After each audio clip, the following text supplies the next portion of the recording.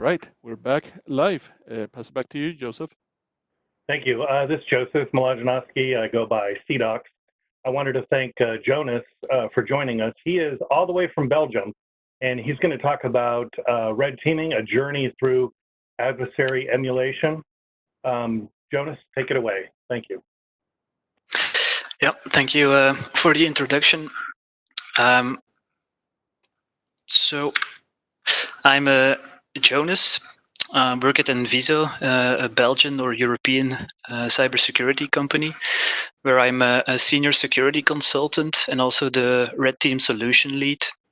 So I'm involved in all red team exercises, either from a management point of view or performing the execution, but usually a combination of both. I've been working from home since March 11th.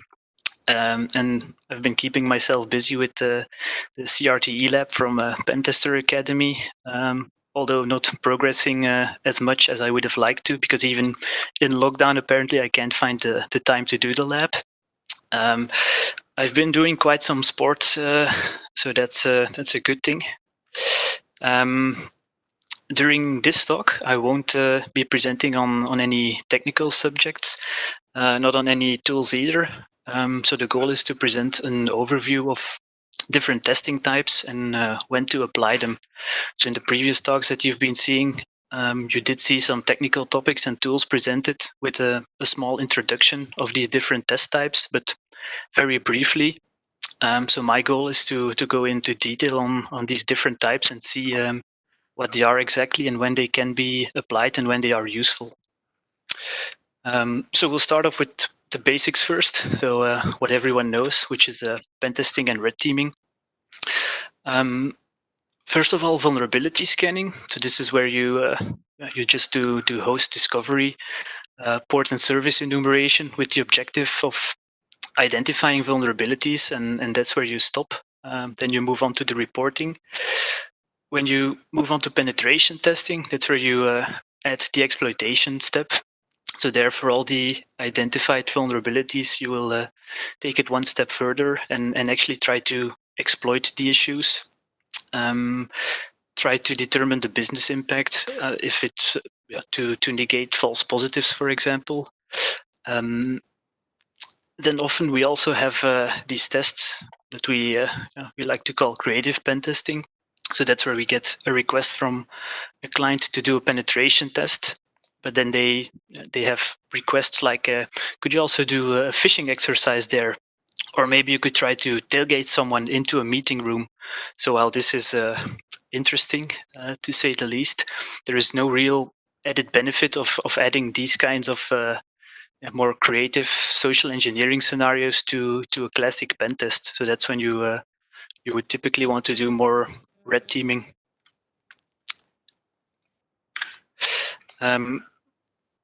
So pen testing is of course useful in itself. It has its purpose, but there are some things that a penetration test will not cover. So for example, what a company or an environment's exposure is to a realistic threat targeting critical systems. So usually pen testing is not targeting the production systems, critical systems, but often in some kind of testing environment or a staging environment, and you are not using the techniques used by realistic threat groups.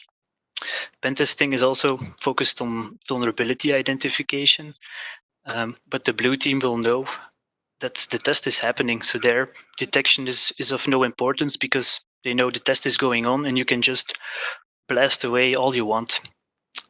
During red teams, typically you will also do social engineering, testing the user aspect, but the pen test is purely the technical point of view.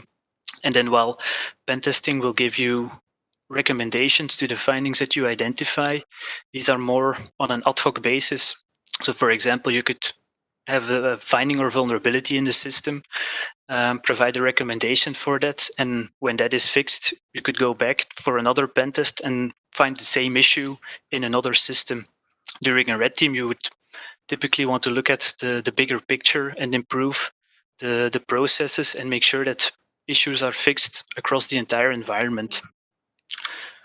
When we look at this in a visual fashion, a red team is typically based on TTPs. So I guess by now you're probably sick of hearing the word TTPs, because I think they came back in every presentation probably.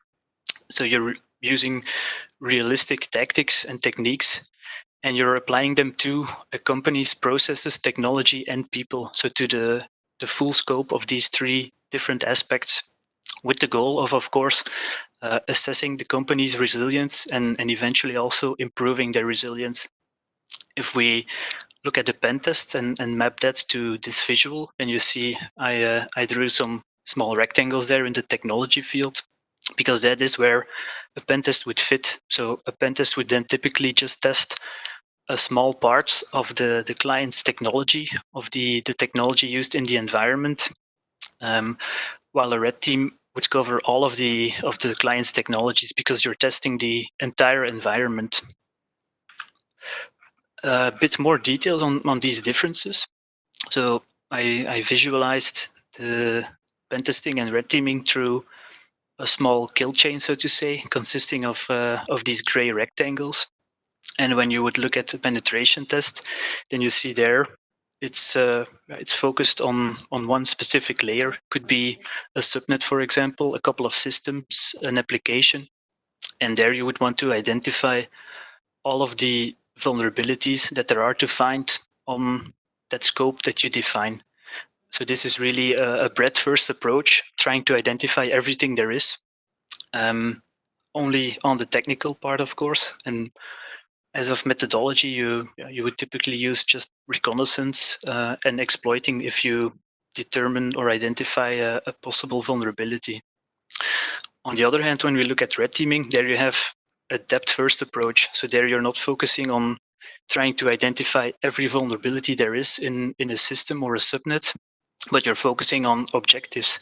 So your goal is to get to those objectives, and you do that by testing all of the environments, people, processes, and technology. So not just the technology. So this is a realistic attack against the environment, because you're using tactics, techniques, and procedures. When looking at the outputs, what you can expect from these tests, then a penetration test will give you results within a specific context, which could be, for example, a subnet in a data center. When you do a pen test there, you identify some vulnerabilities, but in the context of that test, in the data center, in that subnet. As for output, you would have, in terms of metrics, the amount of vulnerabilities, for example, possibly mapped to a risk rating. So you see high, medium, low, how many highs, how many mediums. You could map them to the systems as well. For system X, there are this amount of issues. For system Y, there are this amount. And there you also have those ad hoc remediations, like I said. But for the red team exercise, there you have some different interesting metrics that you can get from the testing. So Jorge also covered this in his presentation. So he had some nice lists of metrics which map quite well to these, I think.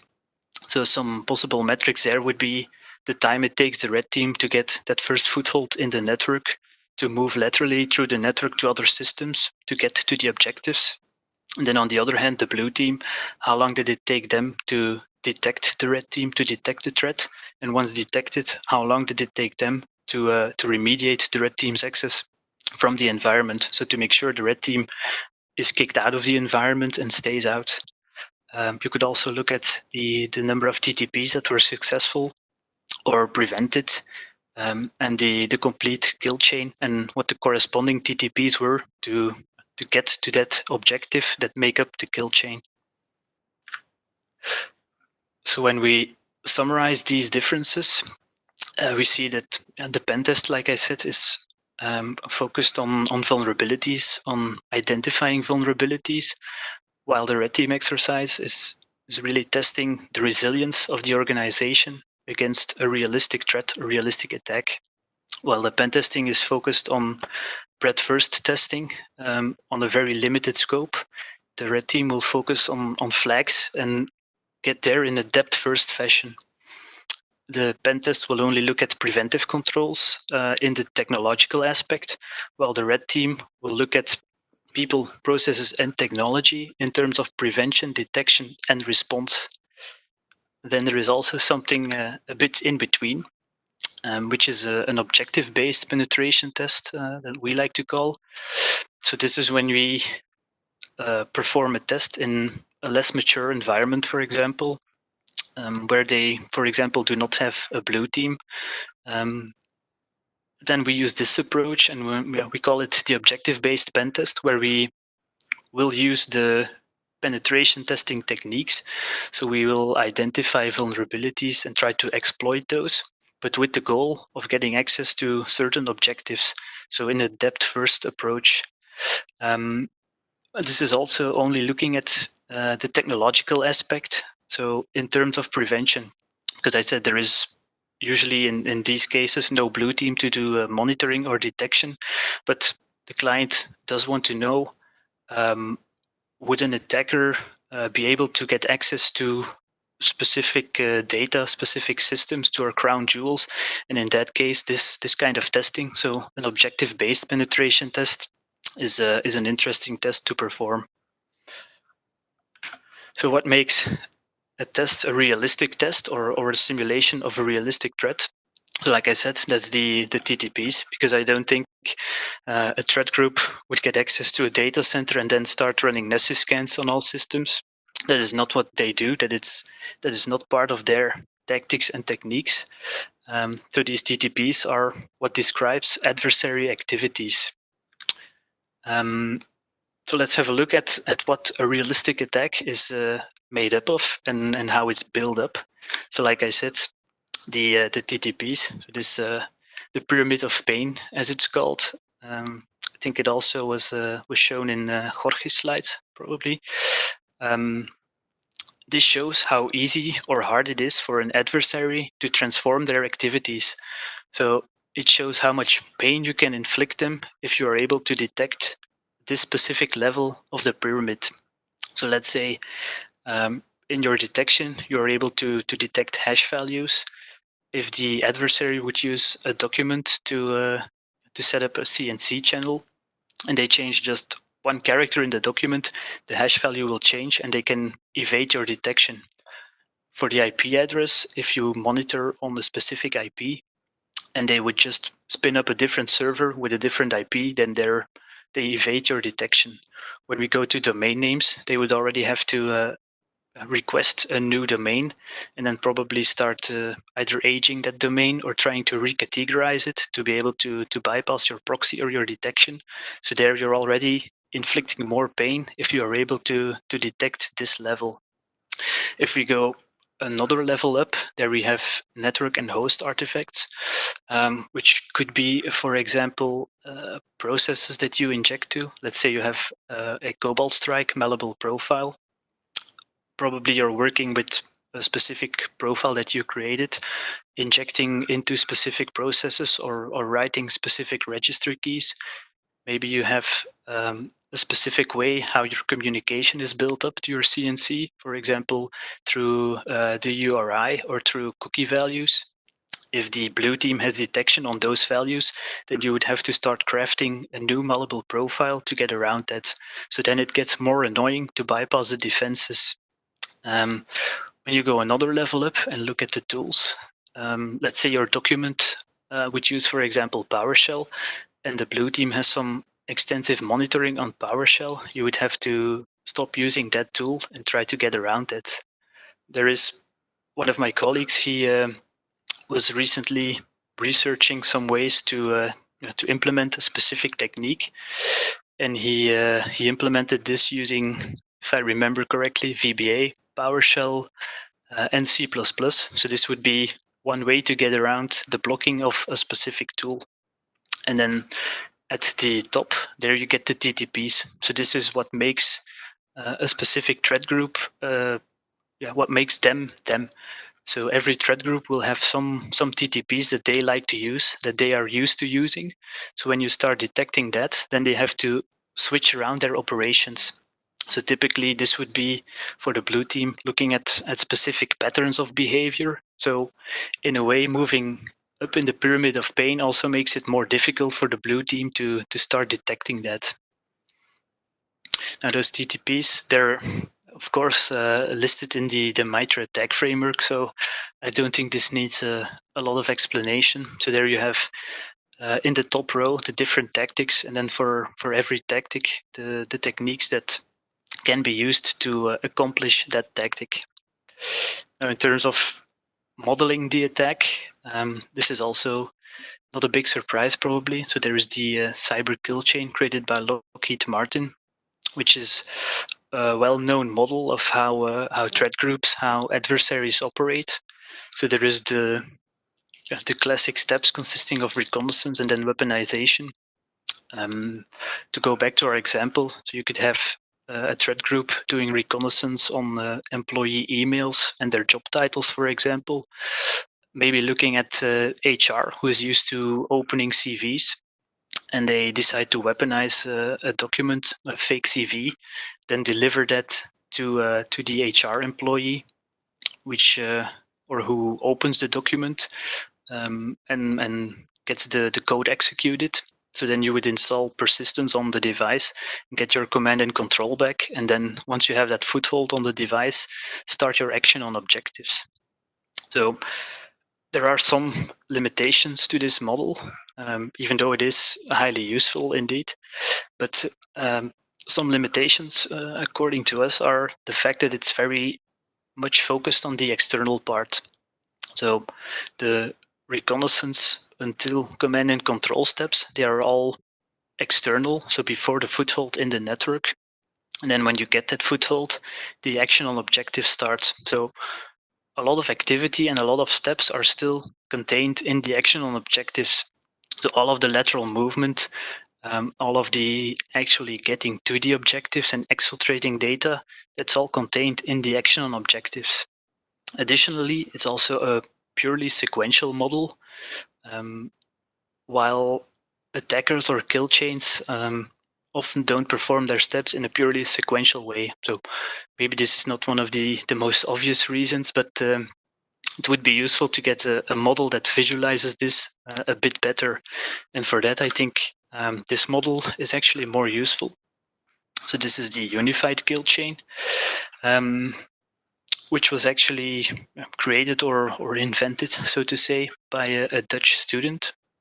So his name is Paul Pols, like you can see, and he did a study of the cyber kill chain, the one from Lockheed Martin, and compared it with a literature study, and looking at results of Fox IT, so the company where he did an internship, of their red teaming results, and also with kill chains from an actual threat group, which was ATT&CK, if I remember correctly. So he combined all of this information and then created this model, so this unified kill chain. So you see it has an initial foothold step, which actually roughly maps to the kill chain from Lockheed Martin. But there, whereas you have in Lockheed Martin the action on objectives, in this case that's expanded into 2 additional loops. So the action on objectives here is expanded into the network propagation step and then an actual action on objective step. So this is where, after getting that foothold, the adversary will move out throughout the network, jumping from system to system, escalating privileges, and then trying to get to those objectives. So with all of that in mind, I would like to share our red team methodology. So this is our a bit more high level, more generic methodology, where we base all of our testing on. So as I said, I think the unified kill chain is a more useful model. So that's also what we use as a basis for building the other steps on. So like I said, there is the initial foothold phase where you try to get a foothold in the network, which can be through different scenarios. And once you get that foothold, then you start propagating throughout the network until you get to the objectives. So in terms of adversary emulation, or emulating a realistic threat, we define 3 abstraction levels. So we have on the highest level, the strategic level. So this is where we define the flags and the objectives, which maps to the why. So why would a specific adversary or threat group want to target your environment? What would they like to accomplish in your environment? So this could be trying to get access to client data, to specific critical systems, trying to perform a payment, for example. And then one level below that, you have the tactical level. So this maps to the tactics that are defined in the MITRE attack framework.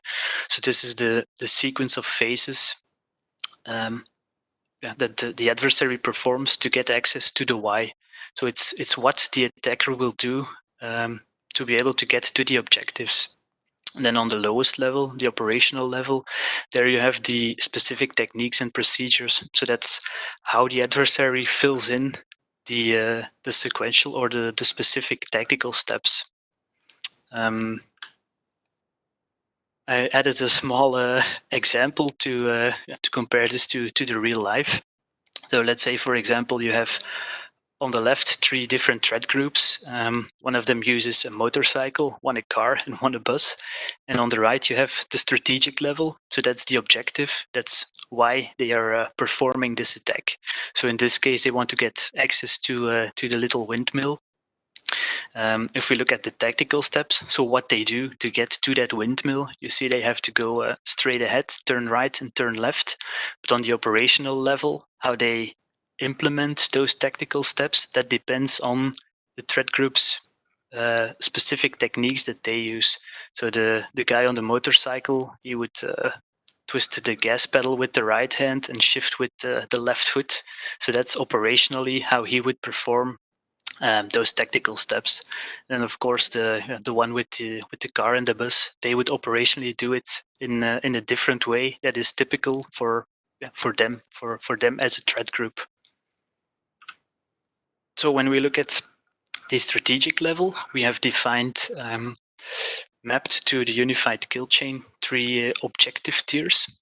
So in the yellow tier, that's the first level. And there we define objectives that are linked to getting that initial foothold.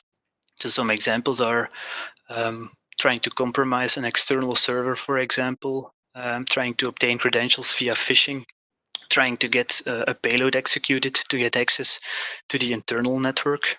And then once that is done, you can move on to the orange tier and try to become admin on servers, on workstations, even domain admin eventually, possibly. And then in the red tier, that's the most important objectives. That's what you're going for as an adversary. There you have the client's crown jewels, sensitive data that you want to get. So there, the red tier, this is specific to that client. So while yellow and orange is usually very similar across clients, across environments, the red tier is really depending on the client environment. You also see that domain admin is only in the orange tier and not in the red tier, because domain admin in itself is not an objective, but it's a means to get to the objective. So there are exercises where we get red tier objectives without being domain admin. So it's not a requirement to become domain admin.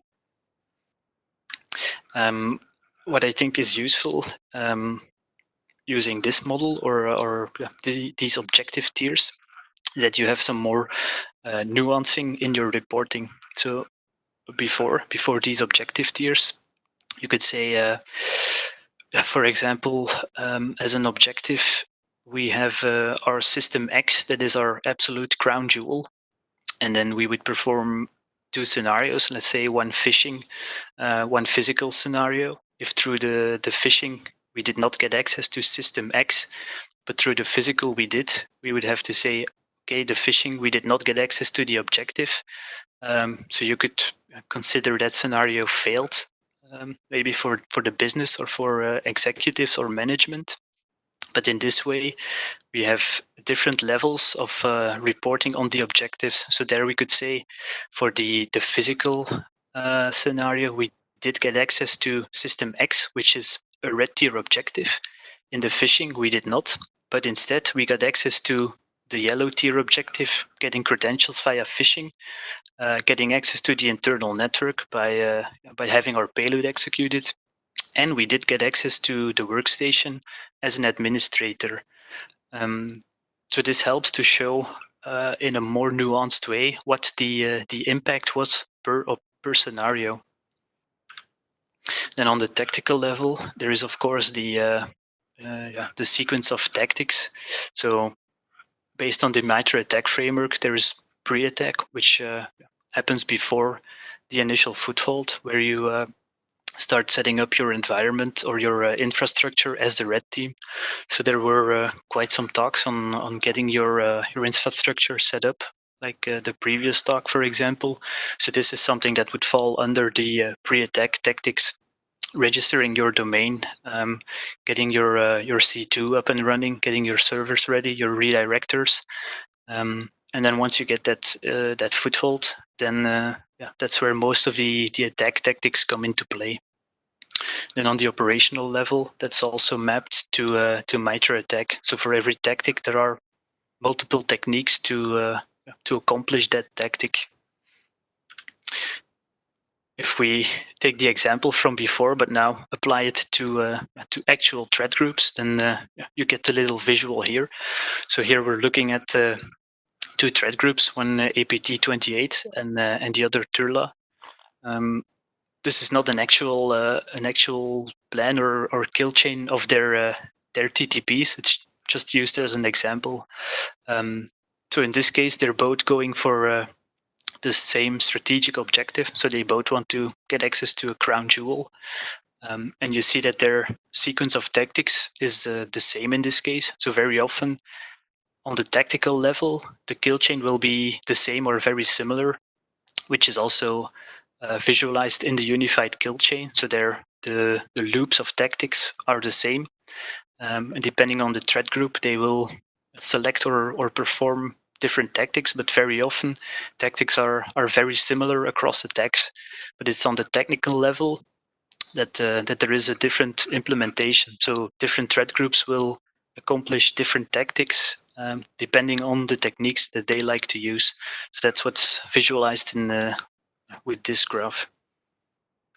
And then another example of a more detailed kill chain. So when we report on the red team exercise, we always map the findings that we identified to the different steps that we took in the kill chain. So we map them to the tactics and the techniques, which helps the blue team and the client's operational teams to prioritize different findings.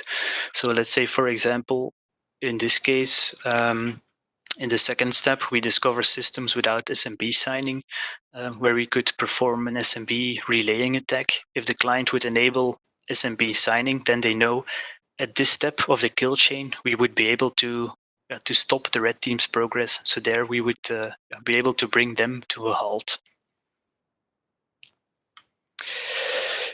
Now, in terms of terminology, so I've been speaking of pen testing and red teaming. Dropped an adversary emulation and simulation here and there. And I've used, or I've heard both terms used to refer to the same things in the past. I've also heard people saying that it should be emulation, that's the only correct terminology. So that got me interested in the little details of both terms, and I did some research to determine if there was actually a difference, or if one of or the other should be used.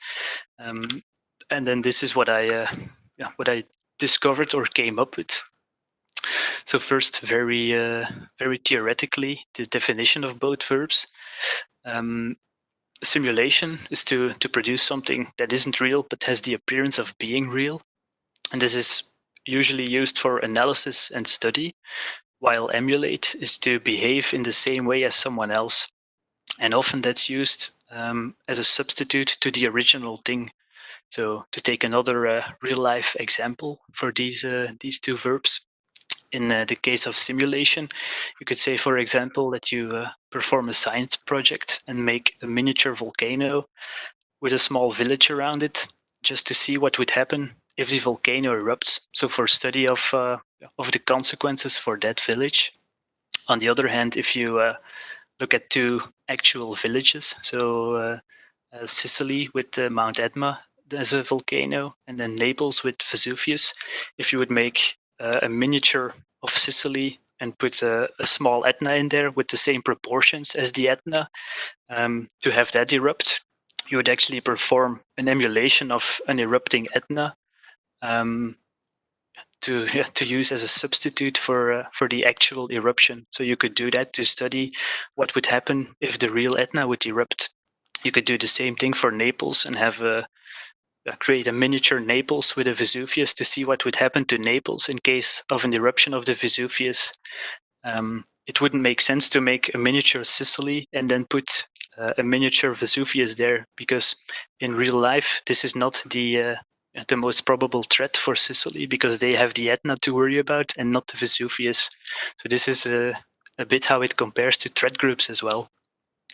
So if we look at simulation and emulation and apply that to the cyber world, to threat groups, then a simulation would be a simulation of an adversary that is not real. So you could take an environment and use realistic techniques there without emulating a specific adversary, just with the goal of analyzing the environment to see how resilient they are to realistic attacks, so to a simulation. And you could base that on the red team's experience on the environment where you're looking at. So certain techniques could be more probable to succeed in certain environments, or you could just look at the global technique popularity. So you're just putting some techniques together and testing those out in that environment with the goal of analyzing what would happen there if they are able to defend against that. On the other hand, for an emulation, there you would really base this on threat intelligence. So knowing that a certain threat group is more likely to target you as a company. So for the financial sector, certain threat groups will be more likely to target them than others. The same thing for the technological sector, for government. So different threat groups will target different environments. So there, in that case, you would emulate a specific threat group, which is what Jorge did, for example. So he took ATT&CK, if I remember correctly. So in that case, if you are a company which is likely to be targeted by ATT&CK, you would emulate that threat group as a substitute for a real attack from that threat group to see what would happen. How does that look in the attack navigator? So this is a navigator that I filled in from a red team exercise. So there we used some of the techniques that we had used before, that we like to use, that we thought that would work in that environment. So there we simulated a threat or an attack just by using the techniques that worked and then filling this in the attack navigator. Then on the other hand, if you want to emulate a specific adversary, then you could select all of the techniques that are often used by that threat group and try those out in the environment that you are testing. So there you would be mimicking a really specific threat group. A specific type of test that makes a nice combination of these two principles is a TIBER test. That's the threat intelligence-based ethical red team, which is for Europe, the TIBER EU, so the European initiative.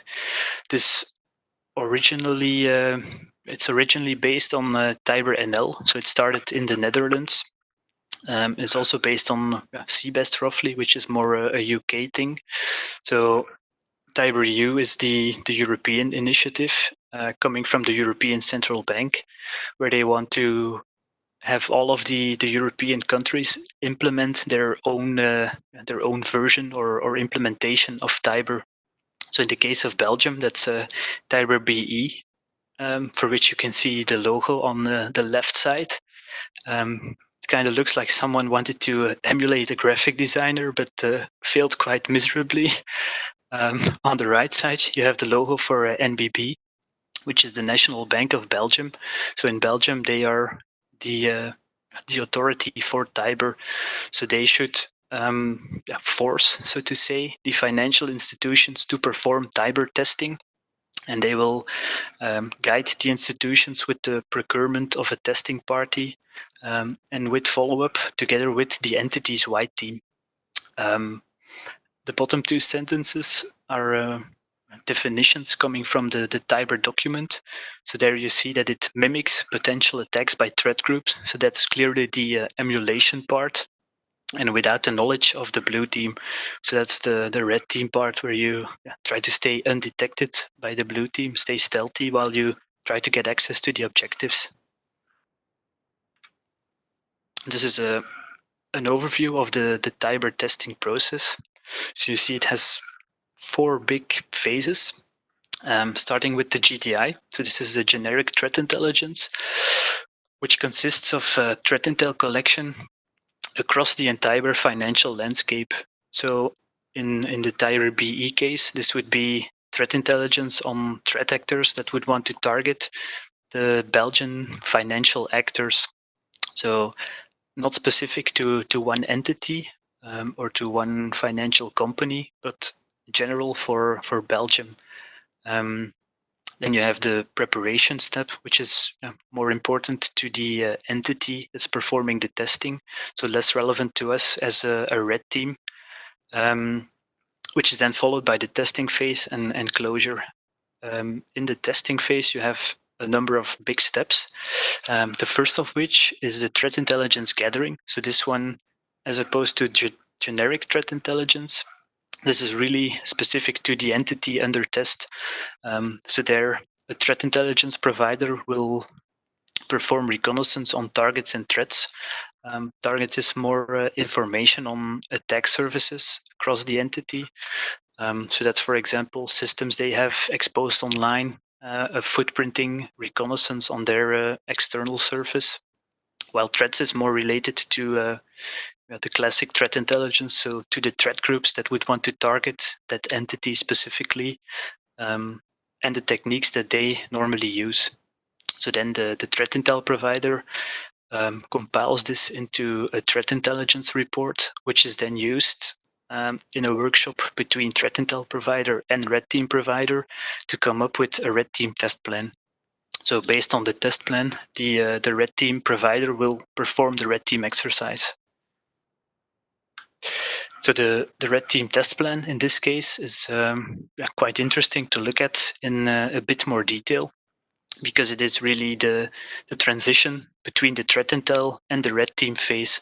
So it's also the goal to have a workshop between the threat intel provider and the red team provider to really agree on the kind of scenarios that will be executed. So the red team really has to base their testing on the results of the threat intel provider.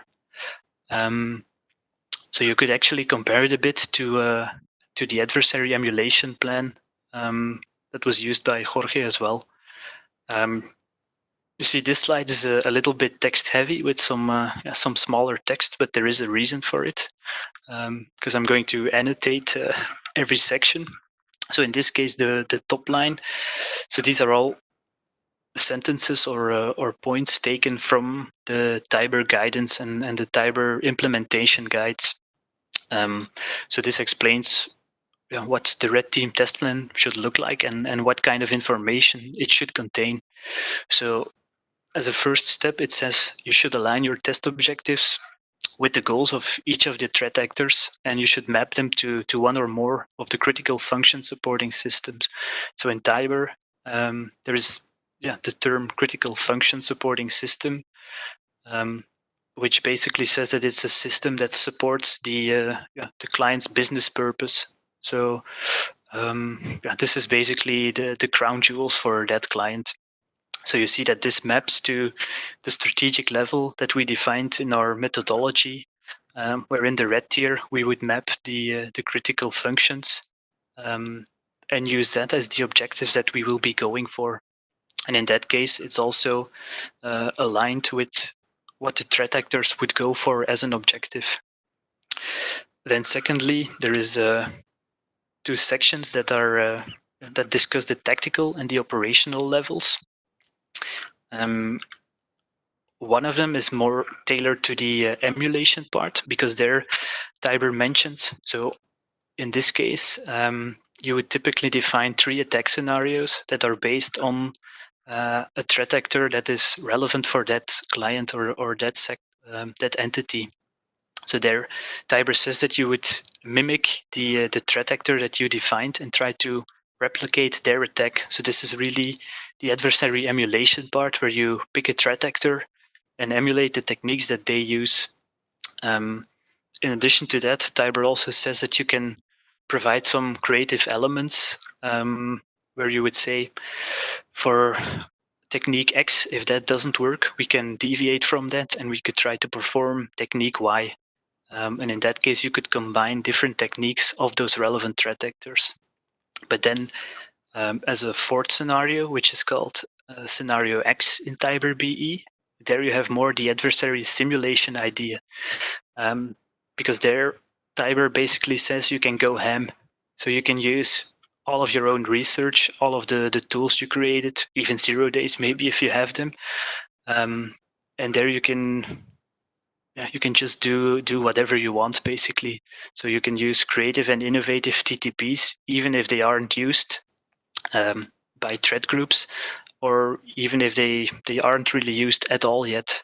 So you see that maps to the simulation idea.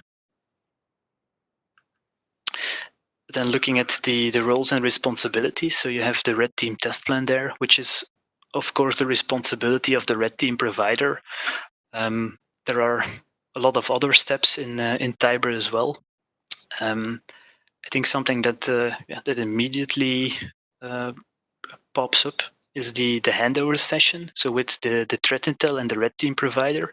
So what's interesting there is that this is the responsibility of the threat intel provider to make sure that this is performed adequately. You also see that in terms of accountability, this is all with the entity performing the test. So as of the preparation to most of the closure and all of the testing in between, in terms of accountability, that's with the entity. It's only for the TIBER requirements that the authority is accountable. So that's the National Belgian Bank. So they should make sure that the entity performs the TIBER test and that it's performed according to the TIBER requirements. So you can say, this was actually a TIBER test. Then in terms of participants, so you of course have the entity, authority, threat intel provider, and red team provider, but the blue team is there as well. So for now, we haven't really discussed the blue team yet. We've been focusing on the offensive side and talking about the goals of red teaming, the objectives. What does a red team do? How do you do emulation, simulation? But the blue team is involved as well. And they get involved at the end of the TIBER exercise. So there they create their own blue team report, which maps the activities that the blue team performs. So which is potentially detections alerting that they saw, the incident response that they performed. And then you can map these with the red team's actions. You also have a replay workshop where the red team will go through their attack and their steps and explain them and discuss them with the blue team. So they will say or provide a timeline of what they performed and show to the blue team the different techniques that they used, and then potentially show some alternatives to those techniques. So let's say a technique X was performed by the red team and the blue team detected that. Then the red team could say, yeah, but if we would change this up a little bit and instead of using technique X with this tool, we would use this tool, would you still detect it? If we used another technique to accomplish that tactic, would you still detect it? Would you have the logs available? So there, the red and blue team start working together a bit, which is starting to become the purple teaming idea, which brings us seamlessly to the final section, which is the purple teaming. So first of all, when we look at the blue team, their general objective is to improve the company's security posture. How do they do that? They do that by implementing preventive controls. So they want to prevent the attacker, the red team, from progressing, from being able to exploit issues. They do that by doing monitoring, alerting, and threat hunting. So in case the red team is able to progress throughout the kill chain, the blue team wants to detect that and have alerting on the red team's activities. Once that's done, they will perform incident response and try to eradicate the red team's access from the network. So there you see, to get to the objective of improving the security posture, they have some objectives for themselves that's basically trying to make the red team fail.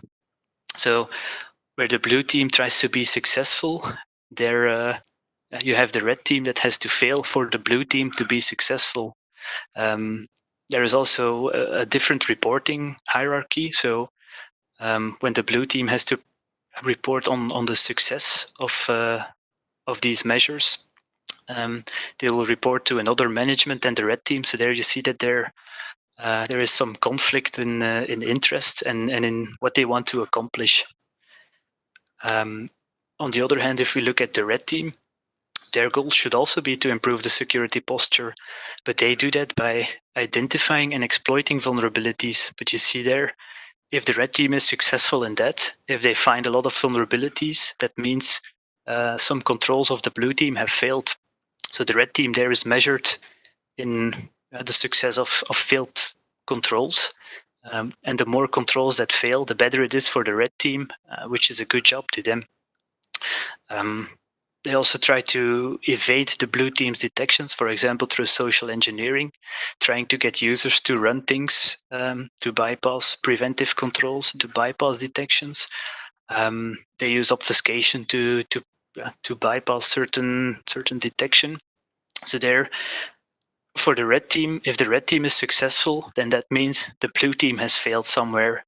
And also, when looking at the red team, I've noticed that often you would think the main objective is not to improve the security posture, but to get domain admin. That's a bit of a matter of honor to get domain admin. Often, when we know someone is doing a red team, the first question that's asked is, "So, did you get domain admin yet?" So you don't want to know who, where, or what they're doing the red team. You just want to know, did you get domain admin? So when the blue team is doing a good job, that's obviously not going to work, and the red team will lose their bragging rights. So you see that here there is not really a lot of incentive for both of those teams to help each other. However, it would be for both of them, and especially for the company, more interesting to help each other and help each other improve. How could they do that, for example? So the red team could share TTPs of new actors with the blue team. Maybe the red team could discover new TTPs and share those with the blue team as well, saying, we found this interesting technique. Would you be able to detect this?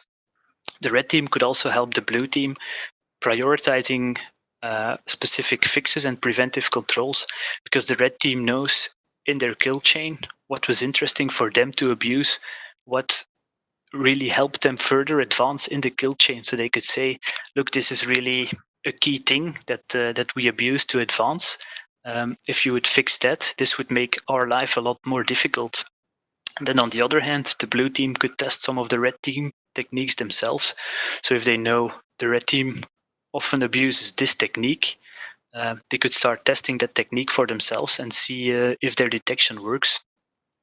They could also share some of their detective controls, their incident response playbooks with the red team, so that the red team can change up their attack plan.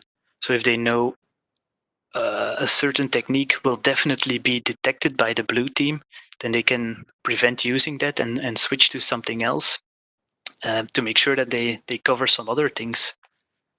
So the purple teaming approach is quite interesting, but it's not something that's useful for every environment or every client, because you need a few prerequisites to be able to perform purple teaming. So first of all, you need a central logging platform to have all your logs in one place, to have them aggregated, to be able to do threat hunting. Because purple teaming on an environment where logs are just locally available, that's not going to work. in that logging platform, you need as much or as many log sources as you can get. So you want to have visibility on your endpoints, on your network devices, on the proxy, on firewalls, and you want to have those all in the central logging platform. And then, of course, you will need people investigating.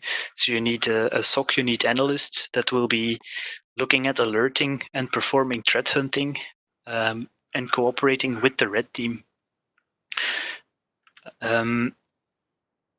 This is a possible way to integrate everything that we've been discussing in an approach to improve the security posture. So you could have periodic assessments consisting of red team exercises, be it through the simulation approach, which is more the classic red teaming, or the emulation approach, where you would use a specific threat actor and emulate their techniques. So the emulation one, I think, would be more useful for more mature environments, where they have a threat intel feed where they know which kind of threat actor would target them, while the classical red teaming approach, where you take the simulation methodology, would be more useful for the less mature ones. So in that case, you wouldn't know what kind of threat groups are relevant for your environment. So you would more test some different realistic techniques to see what works there and what doesn't. And then based on the red team's results, so based on the TTPs that they tested, you could have a replay between the red and the blue team.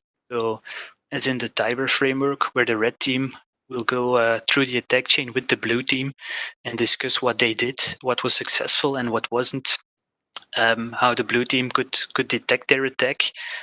So they align on the kill chain and on the attack. Then based on that information, the blue team could continuously test those techniques themselves. So they could implement the different techniques that the red team used and then try to emulate those themselves to see if their detection improves. They could do that in a continuous fashion, and then when they think they're ready to get another red team test, you could have another assessment and then do another adversary emulation or simulation to see does the blue team now detect the attack, or is the red team able to use another kill chain to get to the objectives, and then repeat this process to just keep improving the security posture and the preventive and detective controls. Tracking that improvement is done through the Navigator as well. So this is what we prefer to use. And I think this also maps to the vector tool, which was also shown by Jorge. So that's a useful tool to keep track of all the techniques that were tested and keep track of the detection result as well. And there you can keep tracking that improvement over time by seeing if your number of detected TTPs will go up or if it's just remains stagnant.